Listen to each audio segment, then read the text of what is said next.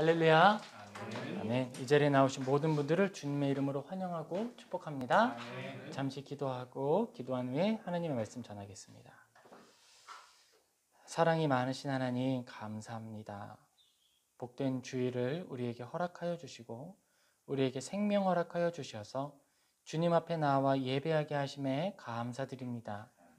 오늘 드려지는 이 예배를 통해 하나님을 경험하게 하여 주옵소서. 우리의 심령에 거룩한 복음의 씨앗이 심기게 하옵소서. 하나님을 더욱 사랑하고 높이는 복된 그리스도인이 되게 하여 주옵소서. 우리에게 베푸신 이 은혜에 감사하며 예수님의 이름으로 기도하옵나이다. 아멘. 자, 우리 오늘은 믿음으로 살아내는 하루라는 제목으로 마태복음을 같이 살펴볼 것입니다. 우리가 예수 그리스도의 이름을 잘 알고 있죠. 예수라고 이야기합니다. 예수라는 그 말의 이름의 뜻은 성경에서 알려주는 뜻이 바로 임마누엘이라고 하는 히브리어의 헬라어 번역이에요. 하나님이 우리와 함께 하신다. 바로 이 말을 예수 그리스도께서 그의 몸으로 우리에게 보여주십니다. 여러분, 가치평가라는 말이 있어요. 가치평가. 이 가치평가는요, 값을 매기는 일을 의미하는 거예요. 우리는 아는 순간에 또 모르는 순간에 모든 순간에 가치평가를 하고 있습니다. 우리는 나름의 가치평가 기준에 따라 서열을 나누고요. 그리고 그 우선순위에 따라 일을 진행하는 거예요. 우리에게 주어진 선택권, 이 모든 선택을 할 때에 이 가치평가가 그대로 적용이 됩니다. 우리가 추구해야 할 삶의 여러 가지 상황 속에 선택이라는 건 언제나 열려있는 게 아니기 때문이죠. 하나를 선택하면 하나를 포기할 수밖에 없는 것이 인생입니다. 그렇기 때문에 우리의 삶에서는 가치평가가 아주 중요한 의미를 갖죠. 또 기회비용이라는 말이 있습니다. 기회비용이라는 말이 무슨 뜻인가요? 우리가 무엇을 선택하게 되면 잃어버리는 게 있죠. 이 잃어버린 것들의 가격, 가치, 이 총합을 바로 기회비용이라고 이야기하는 거예요. 그러면 올바른 삶이라고 이야기할 때 어떤 삶을 이야기하는 걸까요? 수학적으로 이야기하고 우리가 오늘 이야기한 용어를 대입해서 생각해 본다면 기회비용이 적을수록 성공한 삶이 되는 거예요. 내가 가치 있는 가치 있는 선택만을 해왔다라는 뜻이 되는 것이니까요. 우리의 삶은 또한 끝이 있습니다. 만약 우리의 삶이 무한하다면 어때요?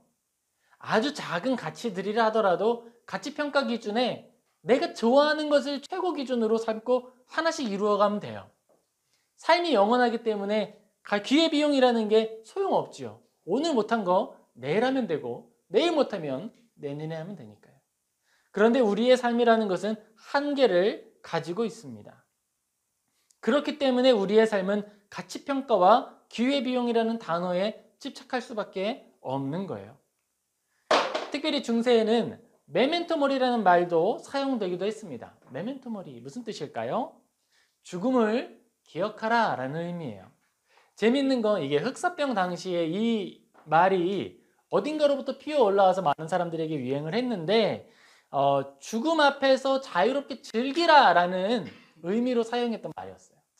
그런데 오늘은 우리에게는요, 조금 다른 의미에서 가치를 갖습니다. 우리가 죽음 앞에 서 있기 때문에 삶의 가치를 생각해 보아라 라는 말로 우리는 이해하고 있죠.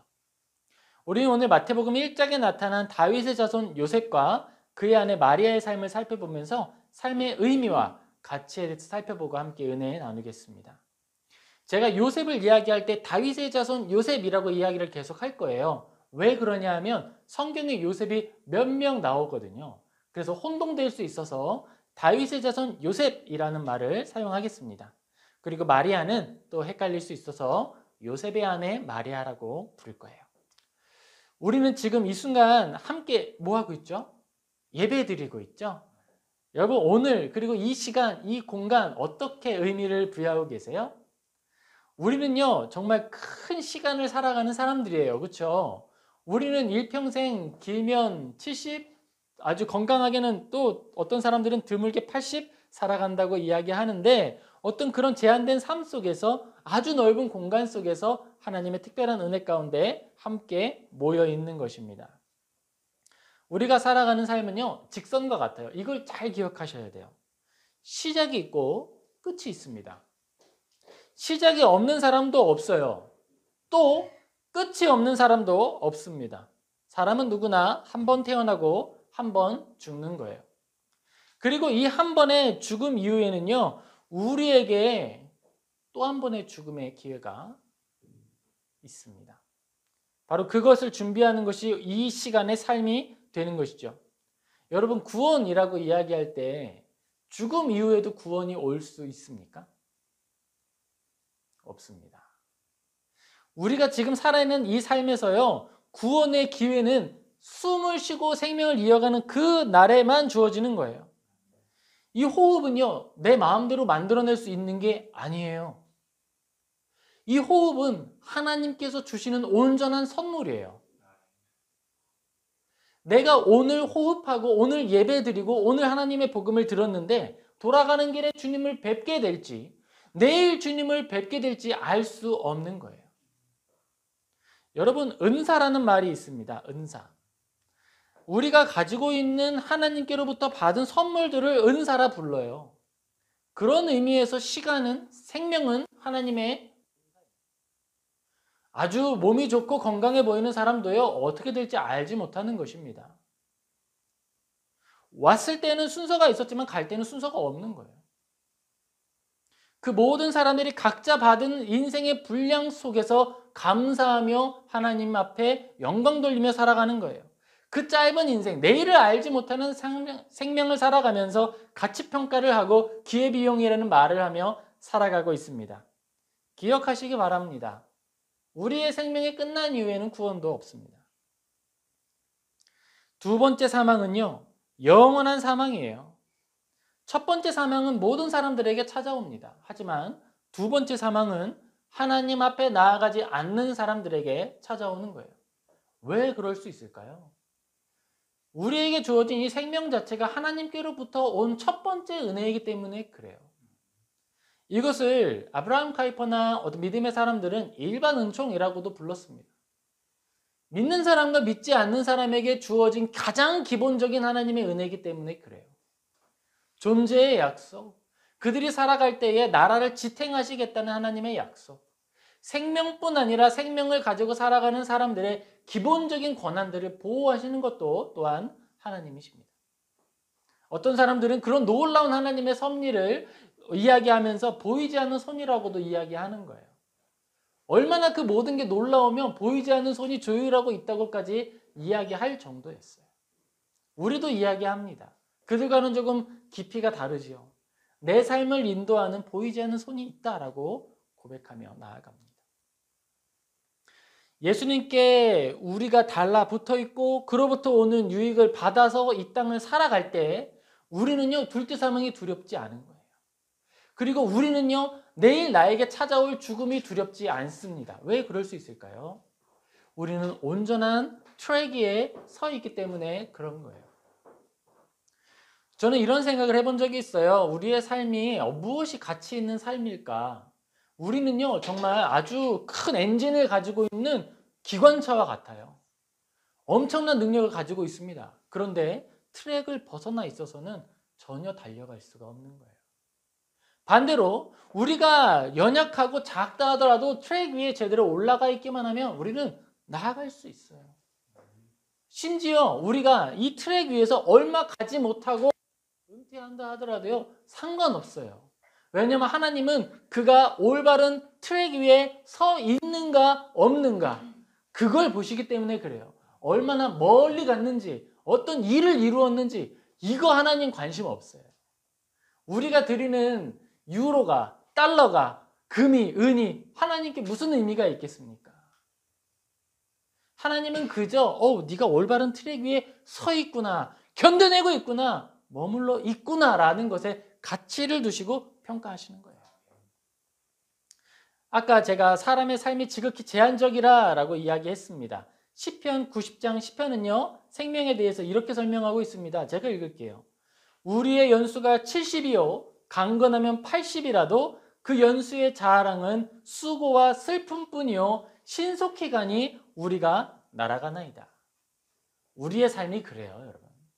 우리의 삶이 그런 가치 정도를 가지고 있는 거예요.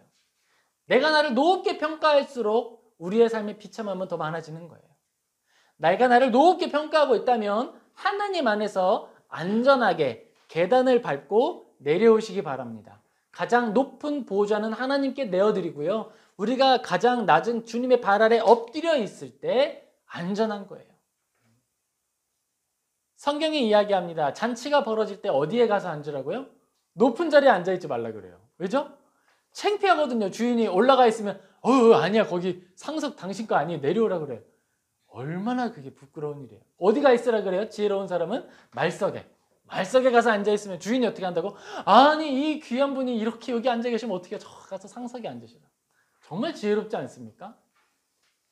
우리의 인생도 그런 거예요. 무엇을 어디에 어떻게 배치하여야 하는가? 어떻게 가치를 평가하고 그 가치에 따라 서열을 정할 것인가? 중요한 문제입니다. 전도서 12장 1절에서 2절 우리 같이 한번 읽어보겠습니다. 전도서 12장 1절에서 2절입니다. 시작. 너는 청년의 때에 너의 창조주를 기억하라.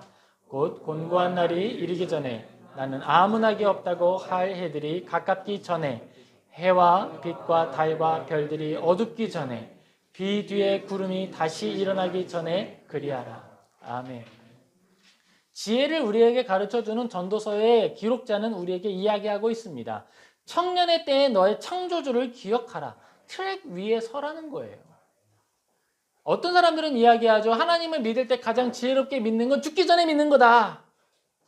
죄를 잔뜩 짓다가 죽기 전에 하나님 믿어서 천국까지 들어가면 이 땅에서도 즐겁고 하나님 앞에서도 즐겁다라는 이야기를 하는 거죠. 그런데 여러분, 전도서의 기록자는 다른 이야기를 하고 있어요. 왜 그럴까요? 하나님 앞에 서 있고 하나님이 우리에게 허락해 주신 인생의 선한 트랙 위에 서 있는 것이 가치이기 때문에 그런 거예요.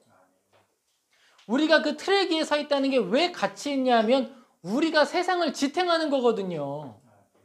세상 욕심을 따르고 권력을 가지고 사람을 억압하려 하는 사람들 속에서 우리가 나의 삶의 자리에 딱 견디고 서서 선을 행하고 자비를 베풀고 우리가 하나님께 받은 그 은혜와 사랑을 나누어 준다면, 그리고 그 나누어 주는 것을 통해서 하나님의 나라가 지탱되는 것이고, 어떤 사람들은 그런 일들이 이루어지는 것을 보며 말하는 거예요. 보이지 않는 손이 존재한다.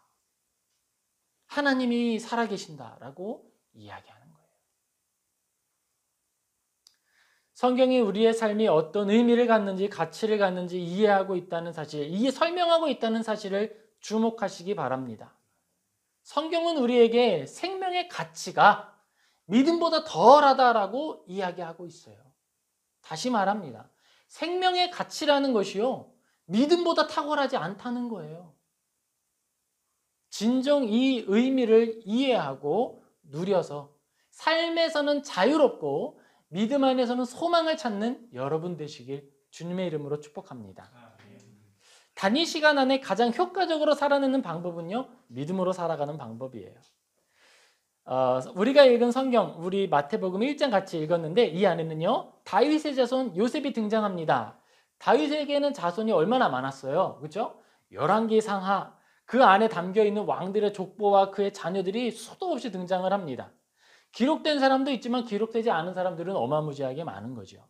그 중에 한 사람이 바로 누구냐? 요셉이라는 사람이었어요. 그는요, 왕으로 살지 못했습니다. 직업이 뭐였을까요? 목수였어요. 권위가 없고 사람들은 그들에게서 권위를 찾지 못합니다. 요셉하고 왕이 무슨 관계가 있어? 자, 마태복음 13장 55절에서 57절에 사람들이 바라보는 아버지 요셉, 다윗의 자손 요셉에 대한 이야기가 등장해요. 같이 읽겠습니다. 자, 이는 그 목수의 아들이 아니냐? 어머니는 마리아, 형제들은 야고보, 요셉, 시몬, 유다라 하지 않느냐? 그 너희들은 다 우리와 함께 있지 아니하냐? 그런즉 이 사람이 이 모든 것이 어디서 났느냐 하고 예수를 배척한지라. 예수께서 그들에게 말씀하시되 선지자가 자기 고향과 자기 집 외에서는 존경받지 않음이 없느니라 하시고. 아멘. 자, 만약에 다윗의 자손 요셉이 권위를 가진 사람이라면 어땠을까요? 그 지역의 인망이 높은 사람이었다면 어땠을까요? 욥과 같이 그 지역의 유지 정도 되는 사람이라면 어땠을까요? 야, 저 사람 요셉의 자손 아니냐? 그러니까 좀 잘 대해줘야지. 우리한테 잘해줬잖아. 아니면 우리한테 존귀한 사람 요셉의 자손이잖아. 그런데 예수님은 어때요? 아버지의 이름을 통해 어떤 권위와 존중도 받지 못하는 거야. 그리고 그 사람들은 요셉이라는 사람을 모르는 게 아니에요. 요셉의 집에 사람이 누가 있고 자녀가 누군지도 다 알아요. 그때는요, 이사라는 게 없잖아요. 같이 오래 사는 사람들이란 말이에요. 그러니까 집에 숟가락이 몇 개 있는지도 알았을 거예요. 제가 재밌는 게 이제 파리에서 산지 이제 3달, 4달 접어들어가고 있어요. 아이들 학교 보내고요. 이제 첫 번째 방학을 맞이했어요. 그런데 학부모님들이 모여서 대화하고 있고 아이들 앞에서 집 앞에서 학교 앞에서 기다리거든요. 그 학부모님들이 서서 같이 기다려요. 그런데 그 얘기를 듣고 있자 보니까 참 재밌는 게 누가 어떤 신발을 샀는지도 알더라고. 3달 살았는데 4달째 접어들어가는데 그걸 알아. 그 신발의 가격도 알아. 근데 이때는 어떻겠어요? 하나님께서 사람을 보내시고 하나님께서 그 가정을 인도하시며 다윗의 자손 요셉이라고 부르시는데 이 세상은요, 누가 다윗의 자손인지 전혀 기억하지 않는 거예요. 그런데 오직 한 존재만이 다윗의 자손을 기억하고 있는데 그게 바로 하나님이십니다. 하나님은 그 요셉을 바라볼 때 그가 목수이다. 그가 가지고 있는 재정이 좀 적다. 또는 그가 우러러볼 만한 어떤 것도 가지고 있지 않다. 이런 것을 주목하지 않으셨어요. 다윗의 자손이다. 약속의 적용자이다. 그가 나의 기업을 이룰 것이다. 라고 하는 것으로 바라보시는 거예요. 우리도 그렇습니다. 제가 학부모님들과 함께 아이들을 기다리고 서 있으면 어느 교회에 어떤 그런 직분 가진 거 소용없어요. 뭐라 그러는지 알아요? 부담스럽다 그래요. 불편하다. 진짜 그래요. 무슨 소용이 있어요? 아무 소용이 없어요. 하지만 오직 한 분 하나님 앞에서 의미를 갖는 거예요. 우리가 그래요. 이 세상을 살아갈 때에 내 신발이 어느 정도 가격 이상이 아니면 내가 옷을 살 때에 어떤 브랜드 이상을 안 입으면 가치를 안 알아줄 수 있다니까요. 내가 어디 사는지 말을 할 때요. 내가 월세 지하 어디에 산다 그러면 그래요 그러고 그냥 갈 수도 있어. 그런데 하나님은 우리의 형편이나 상황이나 내 몸에 채워져 있는 덧붙여져 있는 어떤 것들을 통해 나를 보시는 것이 아니고 나의 가치를 평가하는 게 아니고요. 나의 그 존재의 깊이를 이해하시고 가치를 매겨주시는 거예요. 우리 이어서 마태복음 1장 18절에서 19절 같이 읽겠습니다. 마태복음 1장 18절에서 19절입니다. 시작. 예수 그리스도의 나심은 이러하니라. 그의 어머니 마리아와 요셉과 약혼하고 동거하기 전에 성령 잉태된 것이 나타났더니 그의 남편 요셉은 의로운 사람이라 그를 드러내지 아니하고 가만히 끊고자 하여. 아멘. 자, 요셉을 보세요. 요셉은요, 단순히 목수라고 하기에는 인품이 대단히 넘치게 특별히 탁월한 사람이에요. 그렇죠. 다윗의 자손 요셉과 그의 아내 마리아는 지금 하나님께 쓰임을 받고 있습니다. 그런데 중요한 사실은요, 이들이 하나님께 사용받기 전에 이미 준비시키셨다라는 거예요.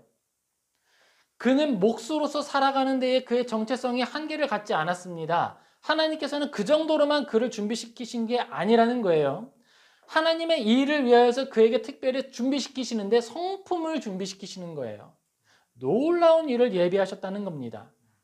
하나님의 관점에서 요셉은요, 앞으로 이어질 영원한 하나님의 왕권, 다윗의 나라의 완성을 보여줘야 하는 사람이거든요. 회복할 사람이었습니다. 왕의 자녀이지요.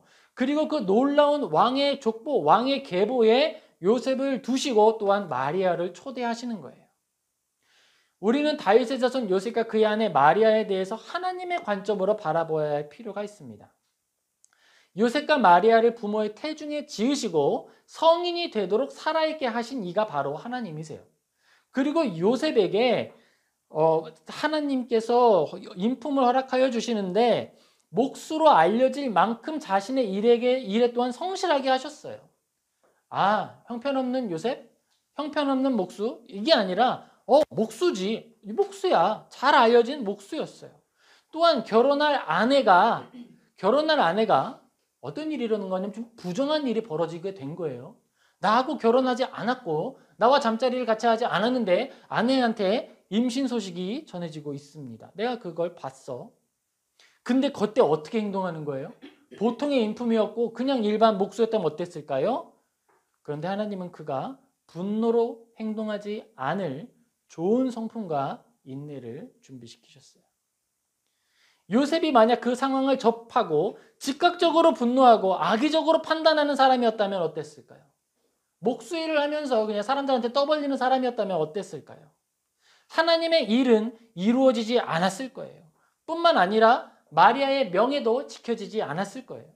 생명까지도 위협을 받았을 겁니다. 마리아의 입장에서 한번 생각해 보죠. 마리아에게 찾아온 하나님의 말씀은 어떤 의미를 가졌습니까? 개인의 시간과 생활 속에 경건해서 재앙과 같은 의미였죠. 신실한 사람이었어요. 하나님 앞에 바로 선 사람이었어요. 그런 마리아에게, 남자를 알지 못하는 마리아에게 아이가 생기게 됩니다. 하나님은 마리아에게 어떤 마음을 먼저 주셨냐면 믿음을 먼저 주셨어요. 믿을 수 있는 증거들을 먼저 보내주셨습니다. 그리고 선한 마음과 차분함을 허락하셨습니다. 문제가 생길 수 있었겠지요. 선사들을 보내고 이야기를 하더라도 듣지 못하는 상황이 올 수도 있었을 겁니다. 사람은 자신의 문제에 당황하면 주변의 말들에 귀 기울일 수 없게 돼요. 그런데 마리아, 그 안에서 진리를 수납하는 일이 대단히 곤란한 나의 상황임에도 불구하고 듣는 거예요. 당황하면 논리적이지 않게 되는데 사람들은 실수하게 되는데 마리아는 그러지 않았어요. 잠잠히 머물며 나에게 나타난 일이 무엇인가 질문하기 시작합니다. 하나님은 마리아의 삶에 놀라운 방식으로 개입하기 시작합니다. 우리가 오늘 살펴본 본문 속에서 본문에 등장하지 않지만 하나님의 사자를 먼저 하나님은 보내셨어요. 마리아에게 아이가 잉태되기 전에. 당대의 제사장에게 아이를 먼저 보내시고 그를 통해 마리아를 격려하셨습니다. 위로하였습니다. 그리고 마리아 안에 하나님께서 감동을 주시는 거예요. 이 모든 일들은 누구를 위해서 하신 일일까요? 마리아 한 사람을 위해서 하나님이 예배하신 거예요. 하나님의 일을 하실 때 하나님은 그의 사람을 준비시키시고 사람을 준비시키실 때 네가 알아서 준비해 버려두시는 것이 아니라 아주 면밀히 아주 주도 면밀하게 함께 하시는 거예요. 물샐 틈 없이 지키시는 거예요. 나에게 찾아온 상황들, 환경들 그 안에서 앞서 행하시고 함께 일하시는 하나님을 발견하시길 주님의 이름으로 축복합니다. 하나님은 요셉과 마리아에게 큰 인내의 능력을 허락하여 주셨습니다. 인내의 증거들도 보내주셨어요. 오랜 시간 준비하셨습니다. 얼마나 많은 시간이었어요? 맨 처음에 다윗의 자손을 통해 하나님의 약속을 이루시겠다고 말씀하셨던 건 창세기에 나오는 거예요. 그 일들을 선지자들을 통해 계속 확인해 주셨어요.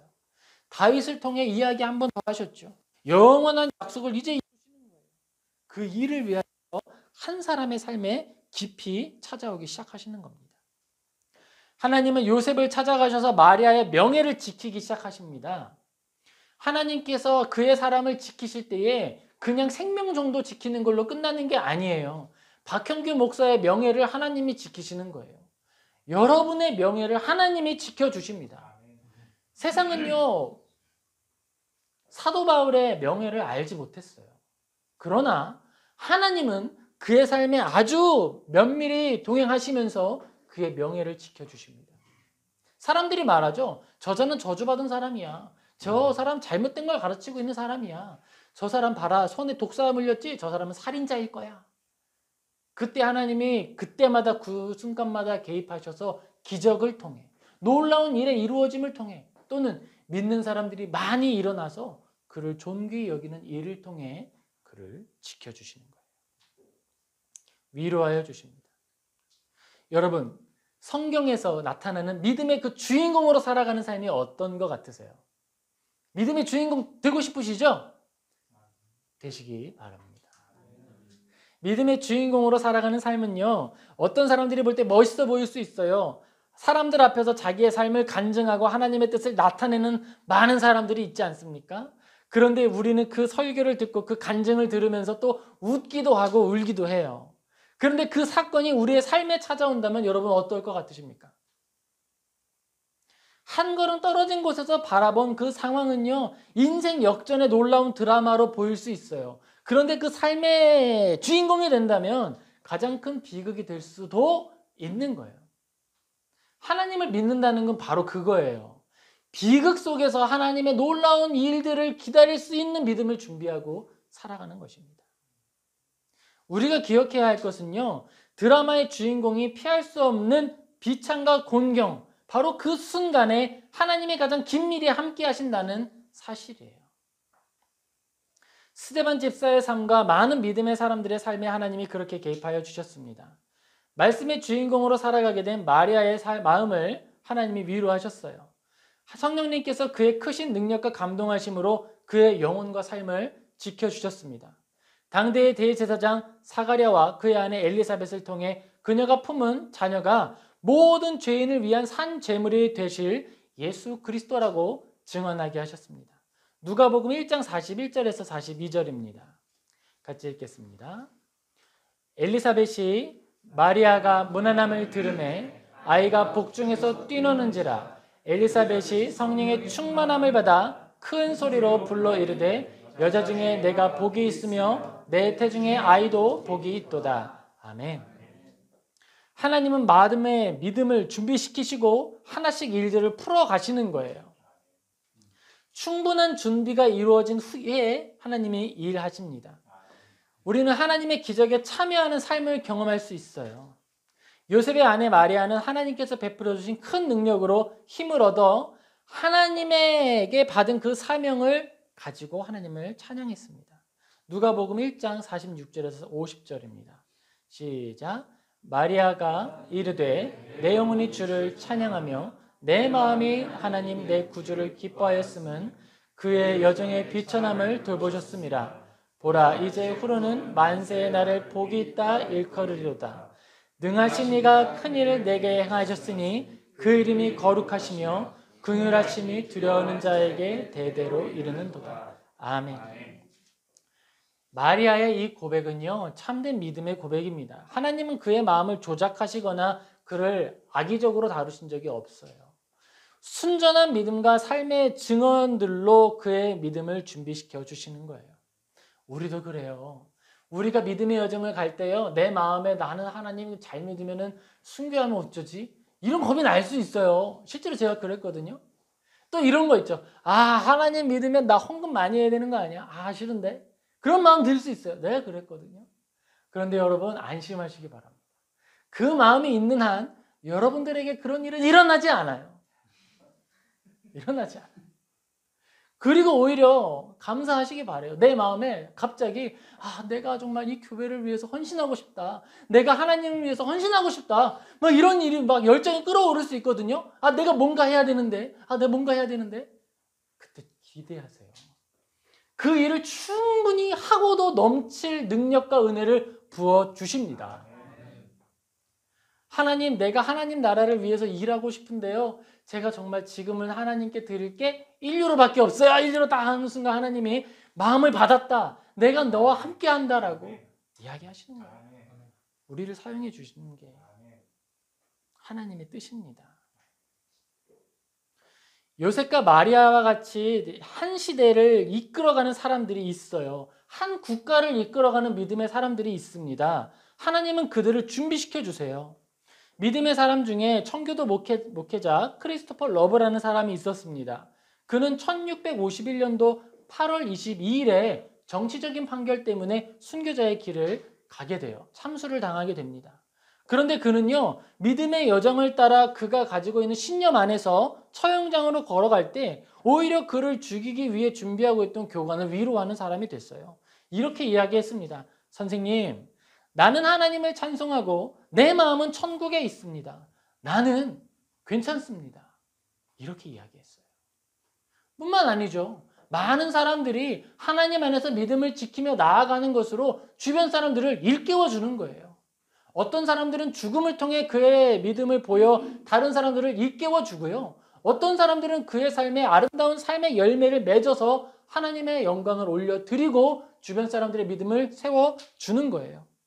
또 어떤 사람들은 그가 가지고 있는 선한 삶을 지켜내는 것을 통해 하나님의 뜻을 이루고 다른 사람들의 마음을 위로하는 겁니다. 룻기에 나타나는 룻의 남편이 그랬죠. 하나님께서 지켜보는 사람들이 그렇게 살아냈습니다. 한국이 신사참배로 어려워할 때 믿음을 지키고 순교자의 길을 걸어감으로써 많은 사람들에게 회개의 마음을 불러일으켰던 믿음의 선배님들도 계세요. 우리는 그렇게 삶의 자리에서 하나님과 동행하며 살아가는 것입니다. 마태복음 1장 20절 우리 같이 살펴보겠습니다.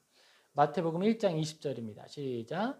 이 일을 생각할 때에 주의 사자가 현몽하여 이르되 다윗의 자손 요셉아 내 아내 마리아 데려오기를 무서워하지 말라. 그에게 잉태된 자는 성령으로 된 것이라.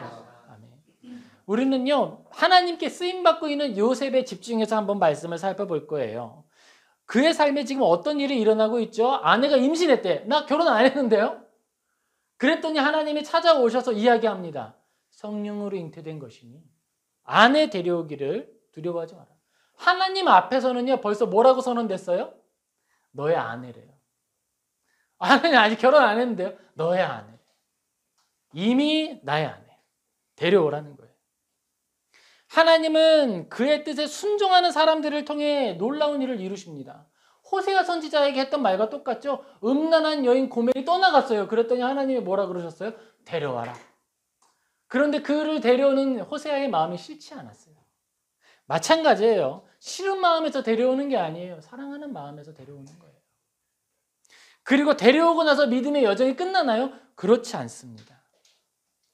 그가 아내를 데려와서 함께 살아가는 동안에 그 모든 순간에 하나님의 일들이 이루어져 가는 거예요. 어제 옛날 영화 중에 여러분 이걸 옛날 영화라고 표현하게 되니까 너무 재밌네요. 옛날 영화 중에 터미네이터라고 하는 영화가 있어요. 터미네이터. 거기에 보면요. 미래의 로봇가 과거로 날아오는 거예요. 그러면 아놀드 슈왈제네거라고 하는 영화배우가 나오거든요. 잘 모르시죠? 몸이 엄청 좋은 배우예요. 그 사람이요 딱 이제 이 땅에 왔는데요. 와가지고 사람들과 막 싸워서 이겨요. 힘이 세거든요. 하나님께서 예수 그리스도를 보내실 때 그렇게 보내실 수 있었어요. 예수님의 손에 못을 박으려면요. 티타늄 못으로 박아야 돼. 안 뚫려. 그렇게 하실 수 있어요. 그런데 하나님은요. 예수 그리스도를 보내시는데요. 아버지가 명예를 지키지 않으면 명예가 지켜지지 않을 정도로 작은 존재로 보내시는 거예요. 이 땅에 예수 그리스도를 보내주시는데요. 그 아내가 먹을 걸 잘 먹어야 아이가 양육돼서 태어날 수 있는 방식으로 보내시는 거예요. 하나님은 모든 일을 다 하실 수 있는 분임에도 불구하고 가장 낮은 일들을 선택하여 나아가시는 거예요. 요셉의 일상은 어떤 일상이었을까요? 모셉의 일상은요, 기다림의 일상이에요. 성령으로 잉태되는 아이가 태어날 것이라 했는데 10달을 기다리는 거예요. 그리고 그의 마음 가운데 불쑥불쑥 찾아오는 불신의 마음이 있습니다. 진짜 성령으로 잉태된 게 맞아? 그때마다 천사들이 왔을까요? 아니야, 성령으로 잉태된 거 맞아? 한 번 오신 그 말씀을 붙들고 10달을 기다리는 거예요. 하나님께서 보여주신 것의 증거를 손으로 꼭 잡고 인내로 기다리는 10달을 보내는 거예요. 동침하지 않은 아내의 배가 불러오는 모습을 바라보며 선한 믿음의 눈으로 신뢰하는 것이 요셉의 삶이었습니다. 그런 하루를 살아낼 때 믿음이 이루어져 가는 거예요. 하나님의 역사가 이루어져 가는 거예요. 하나님의 나라가 임재하는 것입니다. 우리 이번에는 마태복음 1장 21절을 같이 살펴보겠습니다. 마태복음 1장 21절입니다. 시작. 아들을 낳으리니 있음을 예수라 하라. 이는 그가 자기 백성을 그들의 죄에서 구원할 자이심이라 하니라. 아멘.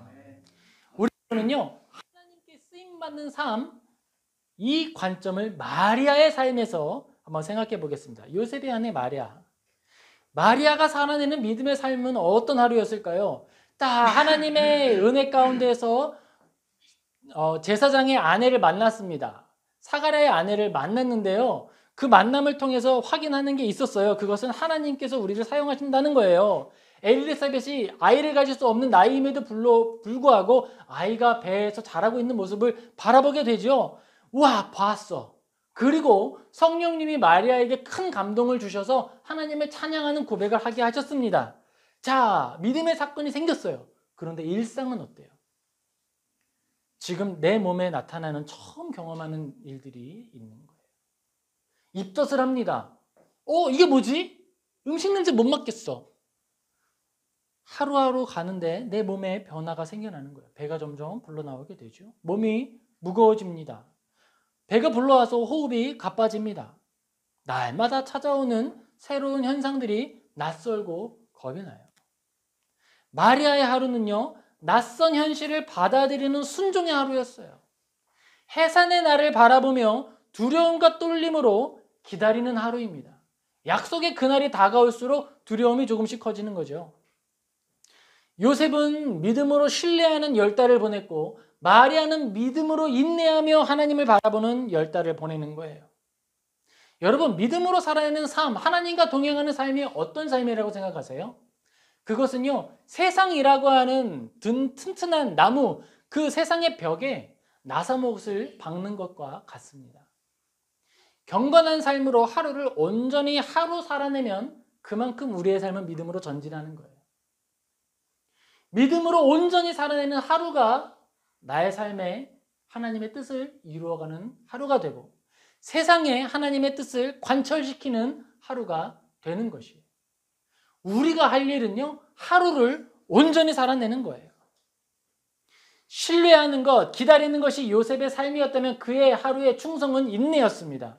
마리아의 삶이 기다리는 것과 또 나의 삶에 나타난 새로운 것들을 받아들이는 것이라면 기다리는 것과 받아들이는 것이 하나님의 뜻을 이루는 방법이었어요.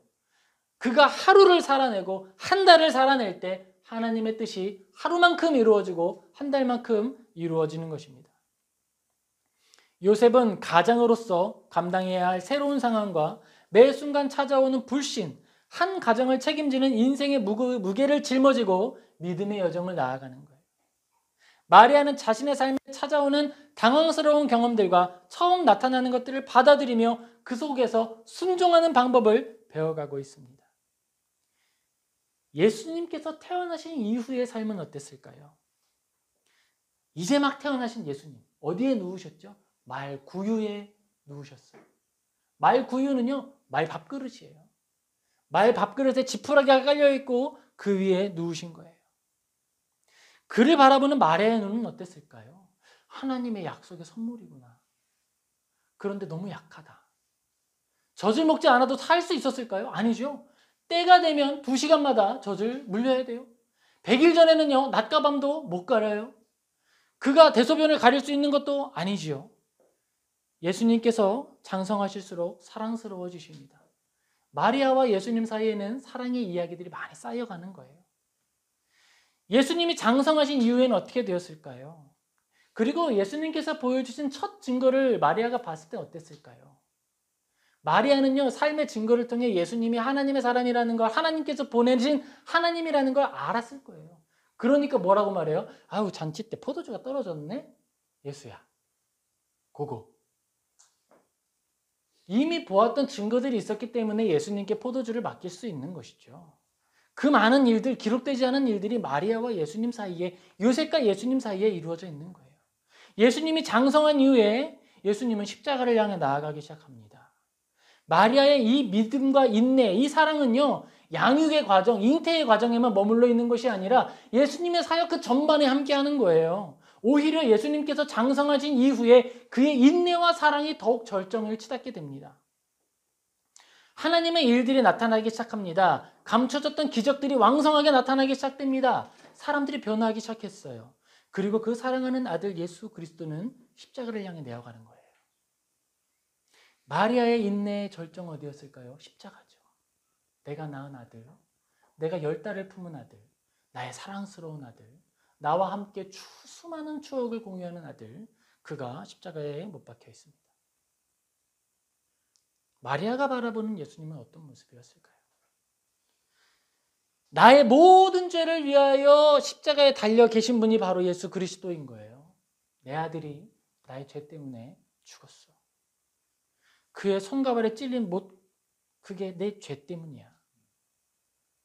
마리아는 가장 가까운 곳에서 십자가를 바라볼 축복을 받은 거예요. 요한복음 19장 26절입니다. 요한복음 19장 26절 우리 같이 읽겠습니다. 시작. 예수께서 자기의 어머니와 사랑하시는 제자가 곁에 서 있는 것을 보시고 자기 어머니께 말씀하시되 여자여 보소서 아들입니다 하시고. 예수님은요 지금 공적인 사역을 하시는 거예요. 집에서는 엄마 아빠지요. 그런데 지금 출근하고 일하는 자리에서는 어떻게 되죠? 직분으로 부르는 것처럼 예수님은 지금 모든 인류를 대표하여 십자가에 달리셨기 때문에 여자여 라고 부르는 거예요. 옆을 보세요. 아들입니다. 그리고 가장 사랑하는 제자에게 말하죠. 제자야, 엄마야, 부탁해. 우리가 봤을 때 마리아의 삶은 저주받은 인생이었죠. 고통스러운 인생으로 보였습니다. 그런데 하나님의 관점으로 바라보고 예수님의 관점으로 바라보면 놀라운 축복의 자리죠. 예수님의 사랑을 체험하고 경험하는 자리가 되는 것입니다. 예수님께서 십자가를 향해 걸었던 그 모든 걸음들이 마리아에게는 영혼과 삶에 새겨지는 사랑의 여정이었어요. 요셉과 마리아는 그들이 보낸 인내와 겸손의 시간을 통해 죽음에 이르는 모든 생애를 통틀어 충만하게, 가장 충만하게 하나님의 영광과 사랑을 바라보았습니다. 요한복음 1장 14절에 이렇게 기록이 됩니다. 말씀이 육신이 되어 우리 가운데 거하심에 우리가 그의 영광을 보니 아버지의 독생자의 영광이요 은혜와 진리가 충만하더라. 믿음의 삶을 살아내었던 요셉과 마리아는 이 세상의 죄를 짊어지고 십자가를 향해 나아가는 예수 그리스도를 가장 가까운 곳에서 가장 친밀한 관계의 관점으로 바라볼 수 있는 축복을 받은 사람이었습니다. 우리 시간 마태복음 1장 22절에서 23절 같이 읽겠습니다. 시작. 이 모든 일이 된 것은 주께서 선지자로 하신 말씀을 이루려 하심이니 이르시되 보라 처녀가 잉태하여 아들을 낳을 것이요 그의 이름은 임마누엘이라 하리라 하셨으니 이를 번역한즉 하나님이 우리와 함께 계시다 하니라. 여러분의 삶에 나타난 고난과 시련이 있습니까? 기억하시기 바랍니다. 하나님이 당신과 항상 함께 하십니다. 또한 기억하시기 바랍니다. 하나님이 당신을 사랑하십니다. 아버지가 열이 나는 아들을 바라보는 마음이 정말 잠을 못 이루고 안아주는 마음이거든요. 하나님께서 우리를 바라보시는 마음은요, 그 정도가 아니에요. 부족한 아버지가 아들에게 주고자 하는 게 수많은 것들로 나열을 다 할 수가 없을 정도인데 하나님께서 우리에게 주고자 하시는 복은 그 정도가 아니에요. 얼마나 큰 사랑을 우리가 받고 누리고 있습니까? 이 땅에서 우리가 누리는 모든 생명과 모든 시간은 하나님께 값없이 받은 은사이며 선물입니다. 생명을 주신 하나님이 더 큰 복을 우리에게 주지 않으시겠습니까? 이 시간 우리 한 가지 기억하면 좋겠습니다. 하나님은 우리를 참 많이 사랑하십니다. 하나님은 우리에게 참 많은 복을 주고 싶어 하세요. 이 시간 하나님의 그 사랑을 받아 누리고 또 그 사랑 안에 나를 정말 하나님을 사랑하여서 그 복을 받아 누리면서 썩어지지 않는, 죄에 기울어지지 않는 축복받은 성도님 되시기를 주님의 이름으로 축복합니다. 기도하겠습니다.